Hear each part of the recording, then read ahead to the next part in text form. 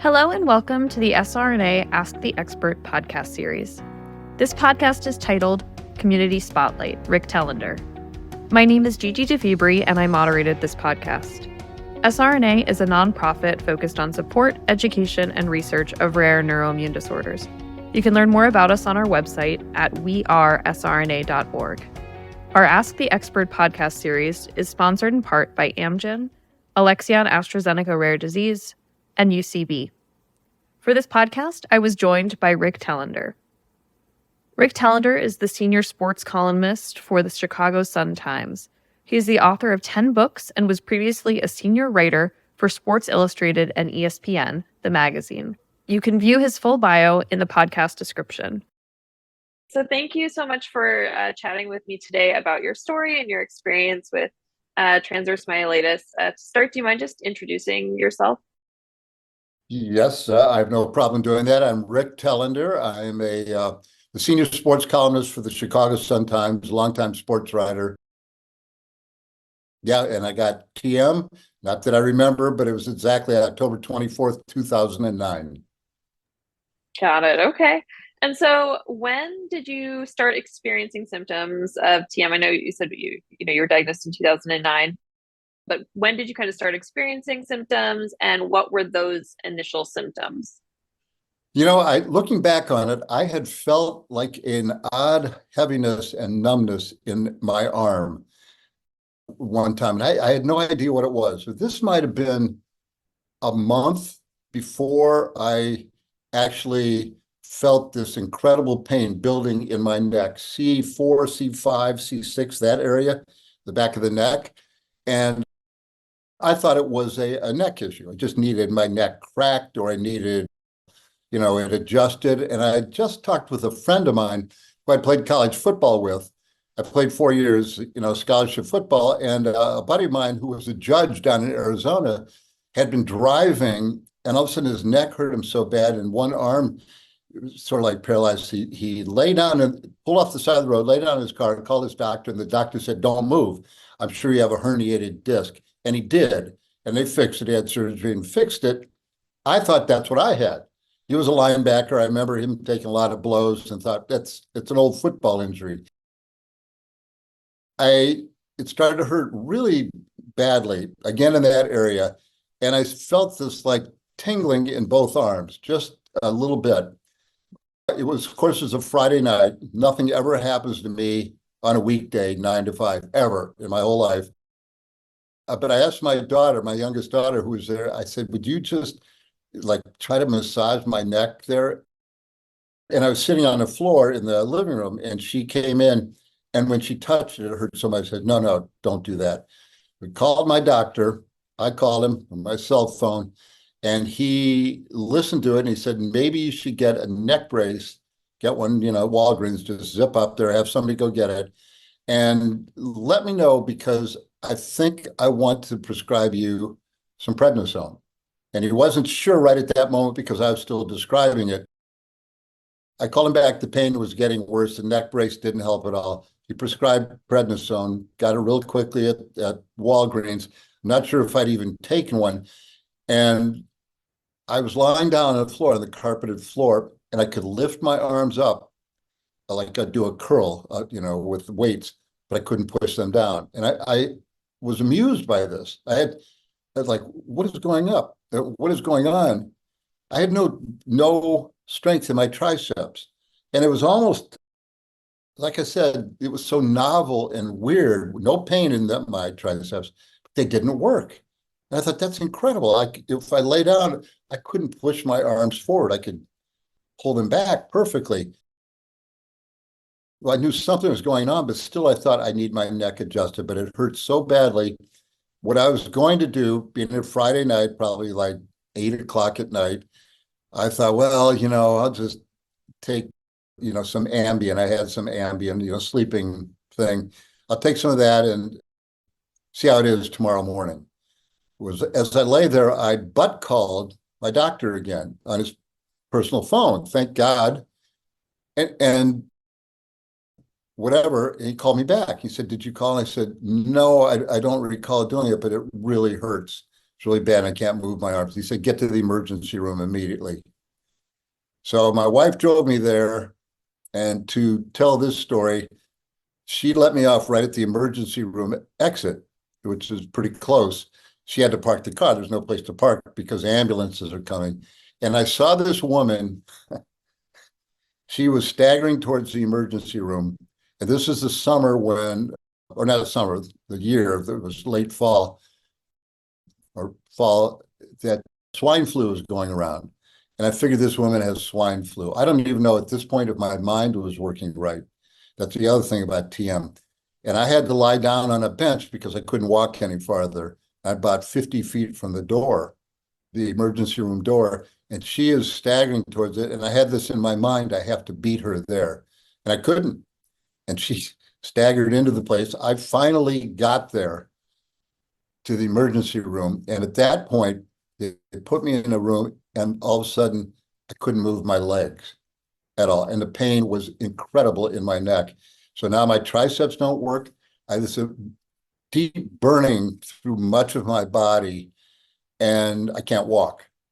And so things get a little blurry at that point, but they hooked me up to IVs. Was at a hospital near where I live. They put me in an ambulance. I went to Evanston Hospital, Evanston, Illinois Hospital, which is a bigger hospital. And I was in intensive care for 4 days. And that's how it all began. Yeah, well, there's a lot of similarities in your story to my story as well, with the really, really intense neck pain. I was kind of like radiating down my arms. And I did the same thing where I said, I was with my grandmother, I said, my neck is hurting. Can you please give me a neck massage? Like I must have just pulled some, And so it's just, it's always interesting hearing, in the similarities there in that experience. But it was a pain. Wonderful. Yeah. It's wonderful just to hear anybody who's been through this, because it's, anywhere from 1 to maybe 8 in a million people. And in any given year, it might be 1 in a million in the United States. So you have nobody to compare anything with. And thank God, I don't know how your original doctor was or how it progressed for you, Gigi, but for me, my doctor, Dr. Todd Newberger, he was a great doctor. He's since retired. Oh, he's younger than me, but he retired. And he was a very serious guy. And he somehow in his mind thought, after he thought, not Guillain-Barré, this sounds like transverse myelitis. How he knew that, I don't know. I don't know if he'd ever had another patient with it. But time is of the essence. And if you don't get it diagnosed, you're screwed. Yeah, for sure. So what was done to actually determine the diagnosis that you had of transverse myelitis?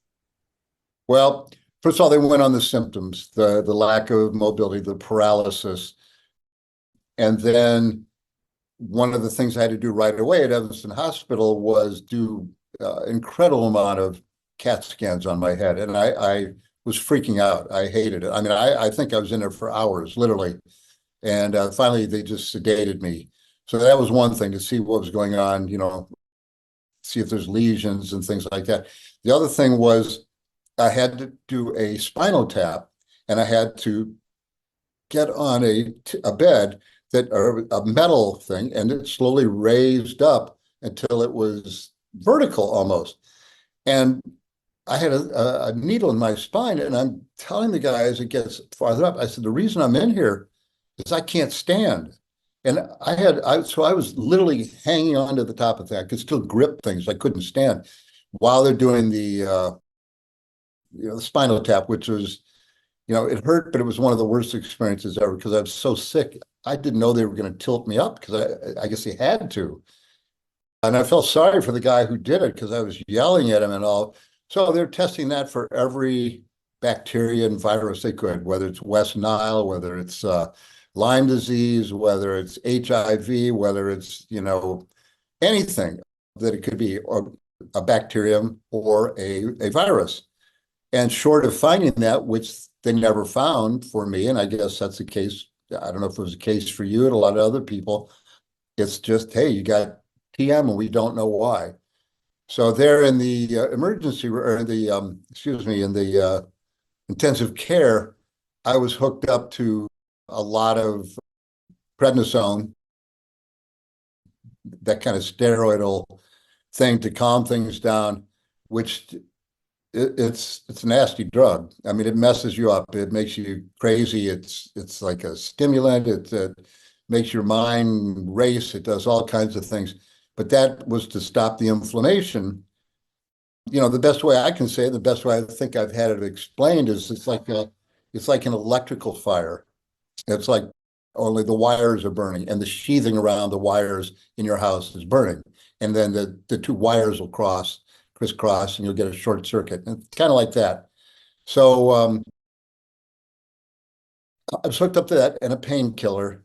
And in certain ways, I was kind of almost like in and out of delirium, because it's kind of messed up in my mind what happened, how long I slept, when I didn't sleep. It's a very traumatic thing at first. And, it's wonderful, not that anybody go through it, but just to know somebody else has. My hands didn't work. To this day, I have big pits in my hands where those muscles, whoever thinks about the muscle in the middle of their hand, it never came back. My thumb muscles are atrophied. So what I first found out early on was that different parts of my body were affected, including a wide band all the way around my middle was numb. You worry about, bladder, bowel control, all these things that I knew nothing about. I'm still thinking, I'm not sure when the first person used transverse myelitis. I'm still thinking, hey man, this will all come back. I'll pop out of here, no problem. 4 days later, I did go out and, I had a cane and I kind of stumbled, and I was on loads of prednisone to take, and then lots of sleeping pills, because my brain, it would chatter like almost like I'd seen an electrical graph going through. It was awful trying to sleep. I had to dope myself to sleep, and then this prednisone was working on me. But it appeared that the fire had at least been put out in my spine. That it only appeared that way. That's the second part of this. It hadn't been completely. So after I got released, and I immediately went to rehab, and I had to put blocks in this thing and stuff like that and take visual tests. I knew what was wrong with me. I could tell my triceps don't work. It's amazing how quickly a muscle atrophies. I could do a lot of push-ups before. I couldn't even begin to do one. My triceps muscles were like, in the course of 5 days, 6 days, they're like flabby, almost non-existent. Weird, very, very weird. The nerves are so critical. So then I thought I was better, and I had to go to a dear friend's funeral, something entirely different, up in Minnesota, in Minneapolis. And we had, at that point, this was a month later, cut my prednisone down to almost nothing, 5 milligrams here and 10 or whatever, however it was going. And on the plane, I started to have incredible fire in my chest, all the way across from one shoulder to the other, in my pectoral muscles mostly. And the pain was incredible. And I also found that I was sweating when I wasn't hot, and I was cold when I wasn't cold. My entire sense of heat and sensitivity of my hands, or my skin, to heat and cold was gone. My thermostat was off. I could just my brows start sweating. I was like, what? I would have incredible spasms in my legs. My quadriceps had just about vanished, and my calf muscles all the way down to my feet. And what we found out when I had that pain in my chest, I needed to get back on this stuff. Heavy. This was probably a month or so after, maybe 6 weeks after the onset. It wasn't done with me. The doctor didn't know. They had a neurologist involved. He thought it was, you're lucky, you're not lucky, but things are going to get better. They didn't get better. And during that fire in my chest, I lost things that never came back. So if that had been treated immediately, or hadn't gone out prednisone, maybe it wouldn't have happened. But it did. And, I was a quarterback in high school. and I can barely throw a ball. I don't have whatever muscles are needed to do that. And as time went on, I started to realize what I had and what I didn't have. And at that point, then I'm wondering what's permanent. Yeah, so you mentioned that you did IV steroids, and then you took steroids as pills, right? So for this kind of, when you started having the symptoms again, or a worsening of symptoms that, didn't really get better, did you take additional steroids, or did they admit you to the hospital again, or kind of what happened at that point? Well, I went to another neurologist. Everybody says get second, third opinions. I immediately upped my steroid dose, the prednisone dose, up to like 80 milligrams a day, or 80 to 100 milligrams a day, which is, quite a bit. If you get a little bug bite, you might get, 5 milligrams, you taper it and all that. 80 to 100 is quite a bit. And it has side effects. I remember I was growing these bumps on my face. I don't know what, I don't know what it all affected. They would test me for diabetes, all of a sudden start really testing my sugar levels. Guess that's all a function of that hormonal element. And then I went to Mayo Clinic to get that third opinion. And when I went up there, I went with my daughter. She went with me. My wife had, stayed home to take care of the other kids who were older, and my daughter met one of her friends up there, this, in Rochester, Minnesota. And it was funny. I went in for a diagnosis to see a couple of people, very thorough, and they told me, they were trying to rule out multiple sclerosis, trying to find out if this was a one-off, one time, or this is going to be, continual, possible flare-ups. And also there was a thought that it might be a type of, I think it was some kind of neoplastic spinal cancer, which, that's not good. And I didn't, the doctor said it, we'll find out, we'll know by tomorrow. So I had that night, and it's like, well, okay, I don't know what that is exactly, but that doesn't sound good. And it sounds like maybe, I could be dead in a couple months, or I could have, transverse myelitis, and I'll live with this, whatever I'm going to live with. I'm going to fight it, or I'll do what can be done.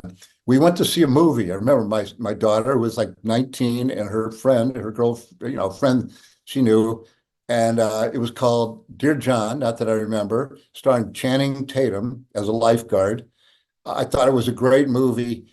He became my man crush, Channing Tatum. I think he's knocking guys out, stuff, and he's always got his shirt off and everything. And I thought it was a pretty good movie, and we get out of it, and these girls, it's a movie made for teenage girls, basically. And they said, oh, that was terrible. My brain is so fried. I thought it was one of the best movies I'd ever seen. So that night, I had to, in a way, come to grips with, dying. I thought, well, that's it. I'm, 59, whatever, 60 years old at that. I've had a decent life. I've had a great life, and maybe this is it. And I'll find out tomorrow morning. And oddly, I slept pretty well. And when we went in there, they said, no, looks like you have transverse myelitis. It appears that it's a one-off. It's just one time, should not have additional flare-ups. We don't believe that. So now you just need to get on with therapy. And at that point, also think about the plasmapheresis and the immunoglobulin IV treatment, which I then did, went back to Chicago, went back to Evanston Hospital, and would go in there, I can't remember how often, and sit for 3.5 hours, eat graham crackers, drink apple juice, shoot the breeze, watch TV, whatever, and have a big drip bag going of immunoglobulin. And that seemed to help too. Got it. Okay. And so in addition to the kind of acute treatments, you had steroids and then the IVIG. Did you do any rehabilitation? And if so, what was that experience like? Yeah, I started doing rehabilitation right away. The first one was intensive ones, just to find out if I needed, crutches, did I need a wheelchair? Would I, what could I feed myself? Could I dress and all that? I played guitar, and I couldn't even begin to hold the strings down or do anything like that. And that that made me very sad to think of losing that mobility. But things slowly started to come back. I was lucky in that regard. I don't know that anybody's lucky who gets this, but you know what I mean. And the rehab I did was I went to one of the Athleticos, I believe it was. Worked with balls, with strengthening things, with getting things active. I improved. I stayed on prednisone, high dosage of prednisone for a whole year, almost a whole year. Really messed me up psychologically. I mean, my anger was way up. I had to take an antidepressant because of it was, making me not depressed, but the chattering in my brain. It was almost like somebody was typing a screenplay when I tried to sleep. Very strange that what was happening. And I craved sunlight. I found this odd craving. I needed to be in the sun. I was exhausted all the time. I was fatigued in this way that I didn't even know how to describe it. I might not be sleepy, but I was fatigued. I just can't move. I'm just lazy. All that's working is my brain in this awful way. And I remember getting up in the morning and then just lying on the floor, getting out of bed, getting dressed, lying on the floor in since it's wintertime, a little pool of sunlight coming through our second floor bedroom window, just to feel the sunlight. I wanted to sell our house and move to someplace sunny. There was nothing wrong with our house. We have 4 kids, a couple of them were off to college, but still, this was bizarre things going on in my head. I was not completely rational, I think. And I recommend nobody making big decisions when they're on serious prednisone. So that was about a year, but then the rehab, I actually improved, I have to say, for 2 full years. I noticed improvements. And the other problems I had, big ones, were with my feet, particularly my right leg was affected more than my left, my right quadricep. It was horrible. I'd have spasms where my knee would come up and almost hit my chest while lying in bed. And nobody thinks about the muscles in their feet. We have muscles in our feet. I never thought about it, but mine were fried. My feet immediately became flat as boards, and I have drop foot. I still have it. And they gave me this thing called Foot Up, which I could use, and I'm thinking about doing it, but as I walked, I had a noticeable limp. That foot drags if I'm not incredibly careful, trip and fall, very dangerous, but I could walk. So I was happy about that. I couldn't run. And the other things that I still am noticing that have affected me, that I think anybody that has this probably will be figuring out things for years. It's just such a strange attack on your body. We know what a broken arm is, and I haven't played sports my whole life. I know what, a bad knee is, or, a broken finger or a broken foot, ankle, all that stuff. That's one spot. This is kind of like all over you. It's your whole body. And it's like, there was nothing I didn't have any sense of, I didn't feel grounded in the world that everybody else was in, And I thought, okay, do I move on to this other, to call it the handicap world? Is that it? Or am I in between or whatever? And one thing I did that was really beneficial, I'd say this is like 2 years after it, I went to Texas Southwestern, University of Texas Southwestern, and Dr. Greenberg, Ben Greenberg, was there. And I remember him being just such a wonderful guy, and having a chance to talk to him one-on-one was fabulous. And seeing these little kids, I'm thinking, you always feel sorry for yourself until you see somebody worse. And I see little kids, they had their wheelchairs all decorated and stuff, and they're bopping around, but they're, 8, 9, 10 years old. And there could be people younger than that. There are people of all ages. It's like this group, this convocation of people. They're like, what do we have in common? Nothing, except we all have TM. It was wild. And of course, huge shout out, the person that really helped me keep my sanity and my whole family was Sandy Siegel. The only guy that I knew that could even talk to, and he talked to my wife, Judy, for a long time, just explaining, yeah, hey, there are others, this is what it is. There was nowhere else to go. Transverse myelitis, good luck. I mean, what are we going to do? We're not going to have a big association since 1 in a million people have it. His wife, Paula, she just a wonderful, beautiful person. And I met her there. And I mean, Sandy, they should have a statue of him somewhere. He Yeah. helped a lot of people, man. Did he help me? Yeah, Sandy is amazing and Pauline was as well. So, and that's part of why the association is named after them. So in their honor. And so, yeah, they've helped a lot of people in the course of the past 30 years now at this point, since Pauline was diagnosed in 1994. So you mentioned that you have foot drop. Do you have any other symptoms currently, and how do you manage them? I have lots of things if I stop to think about it. My feet burn constantly. Still taking quite a bit of gabapentin. Been taking that ever since. I don't know what that's doing to me otherwise, but if I ever cut back on it, I thought, well, it's not doing much. And I cut back, and all of a sudden I feel, the best way I can describe it, I feel electric, and I feel it's like I'm plugged into an electrical outlet and getting shocked. And it's a terrible feeling. I feel that constantly. My legs tingle. Much of my body tingles, especially from, I don't know, my quads on down. I still don't have a real good sense of hot and cold. At the beginning, when I would take a shower, I had to find some part of my body to put in there that knew whether it was hot or cold. I couldn't tell the difference. Ice water felt the same as boiling water. That's still with me. My thermostat's still a little off. I have general, burning kind of around my whole midsection. My hand strength is gone. My triceps are, of course, my pectoral muscles are just basically not there. Whatever in here across from the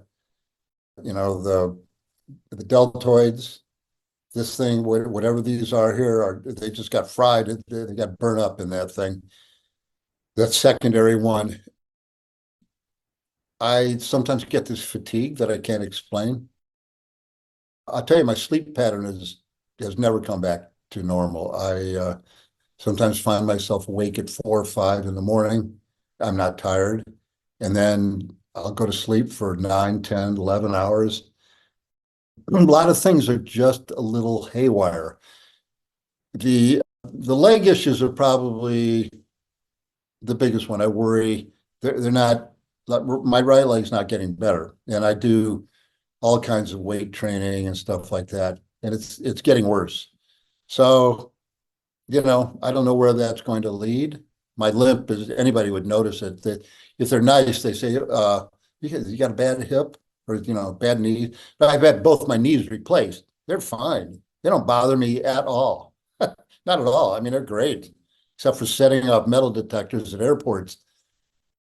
But the residual effect of just feeling not right and feeling that electric buzz throughout so much of my body, which I've never felt before.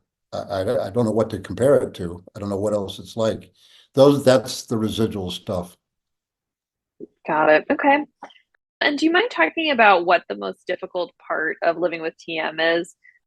And if you have any kind of fears or worries related to your diagnosis? The biggest part probably is unless you're a little kid that gets it, which is just tragic, you remember what you were like. And it's like, well, why aren't I like that now? And then, so there's that before and after, and that moment, that demarcation, that neck pain changed your whole life, so that you have to remember, no, I can't do that. Or I'd like to do that. I used to do that. I can't do that anymore. And as I get older, a problem for me is I don't know what is natural aging and what is the effect of transverse myelitis, and the possibility that the one enhances the other is always there. So I worry about the day when it suddenly, I don't think it'll kick in again. It's been long enough, but that the residual effect becomes exacerbated for whatever reason, just that it's been there so long, maybe the nerves.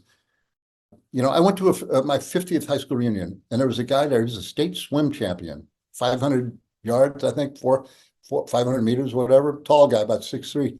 He's in a wheelchair. I said, man, what's up? And he said, well, I had polio as a kid. And then, he started swimming his rehabilitation, became very good. And I remembered him in high school, and I never know there was anything wrong.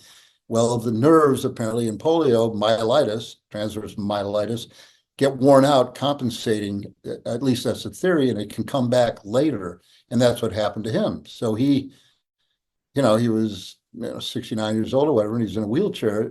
And so I guess I wonder about that. I worry about that. There's so few of us that you can't get that huge body of research, It's easy when you're dealing with COVID. You got the whole world to use as your, petri dish. Not with us. Yeah, for sure. And you're not the only one who's brought up aging and how it's kind of hard to tell what's, aging. Your body changes, things are different. What's TM versus aging? It's definitely a complicated area that I don't think we have a lot of great answers for at this point, unfortunately. But what are you hopeful for as someone living with TM? I'm hopeful for, I think, all the things that would be natural. First off, to have a quick diagnosis and also an understanding of why it occurs, and to head it off before it hits. If there were ever a vaccine, that would be the gold standard. In fact, it's interesting. The only thing anybody could point to, and it probably is irrelevant, the only thing that had happened was I had gotten a flu vaccine 2 weeks before I got TM. Have no idea if that's connected. Near proximity is not cause and effect. But anyway, I'm not fearful of any vaccines, but my doctor told me to wait. I mean, I waited about 5 years after my TM before I did this. And I know Dr. Greenberg kind of gave all of us the green light to get our COVID shots because, I was worried about that, want to set it off again. So a vaccine, a preventative something or other, but after that, some way to instantly diagnose it and have emergency room treatment everywhere, just like they do for strokes now. They're getting better and better. You get to the hospital within 2 hours of having a stroke, they can almost reverse it. That's key.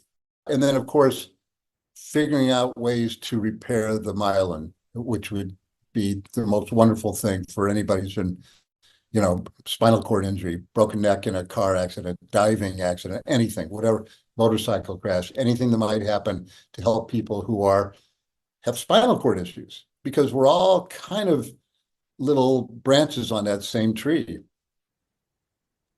Yeah, definitely.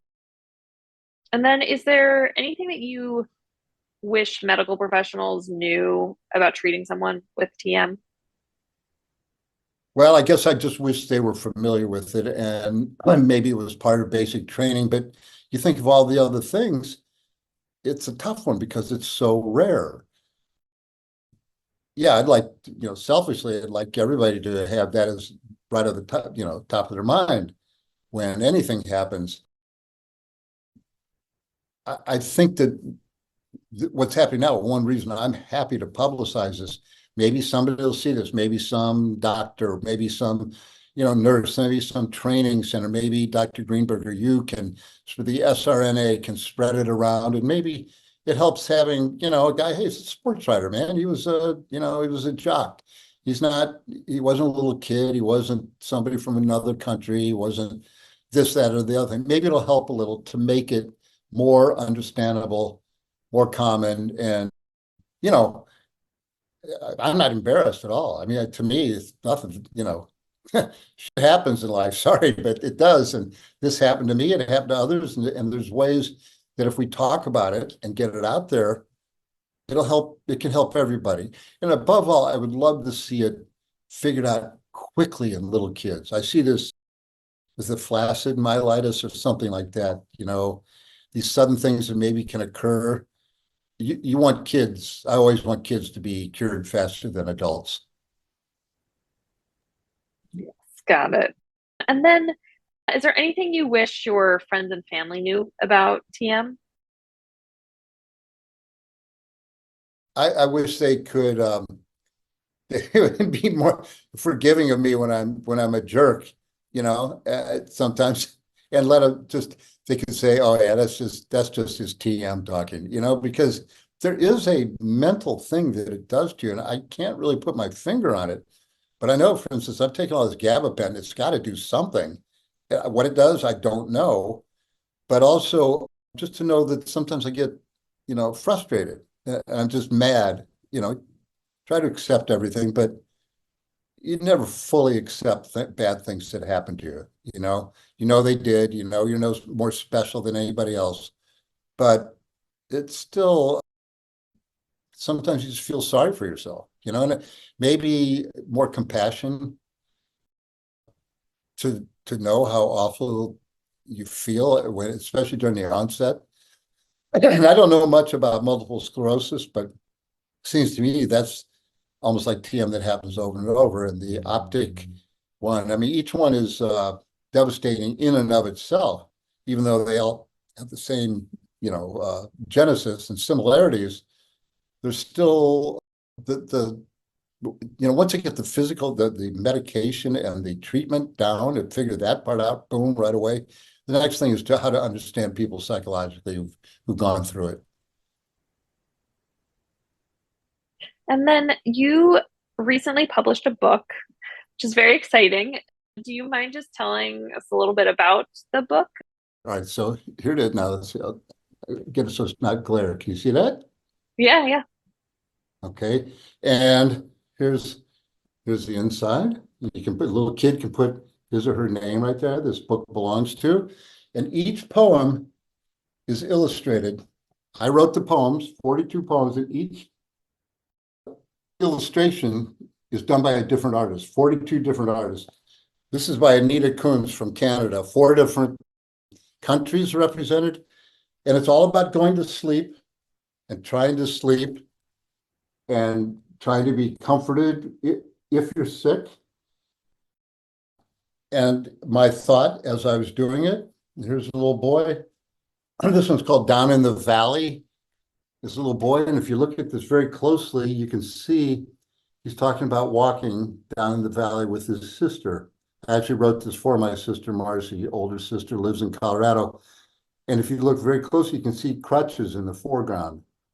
Here, And so, can you lift it up a little bit more? Because I can't really see the photo there.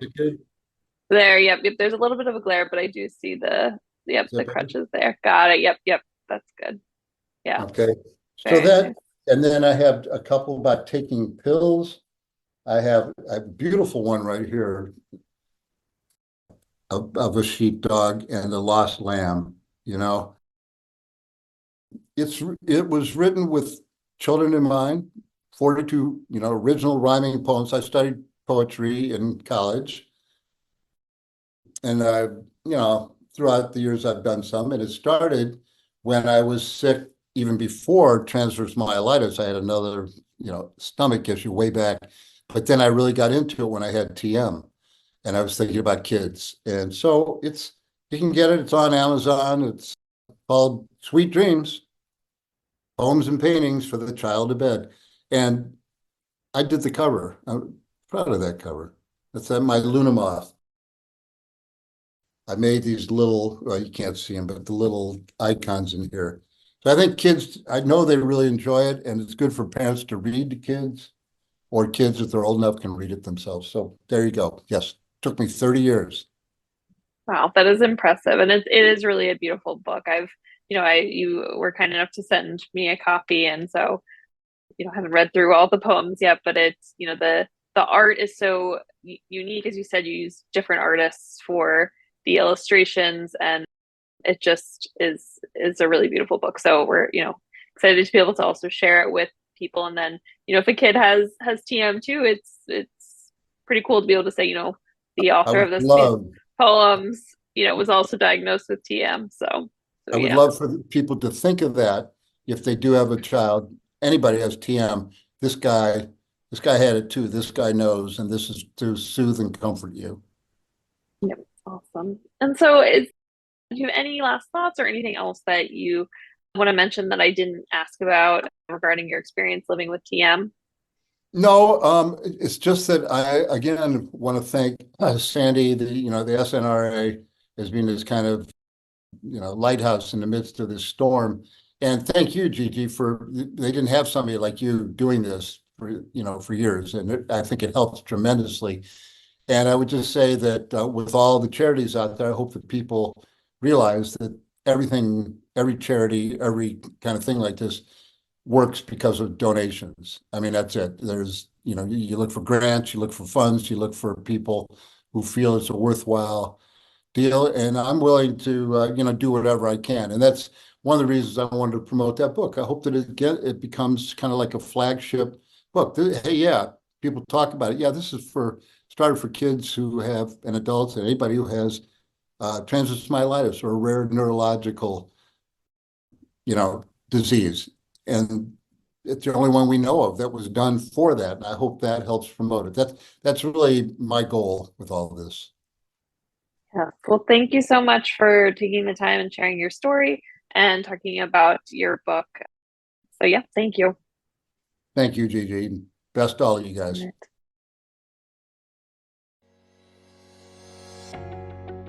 Thank you to our Ask the Expert podcast sponsors, Amgen, Alexion AstraZeneca Rare Disease, and UCB. Amgen is focused on the discovery, development, and commercialization of medicines that address critical needs for people impacted by rare, autoimmune, and severe inflammatory diseases.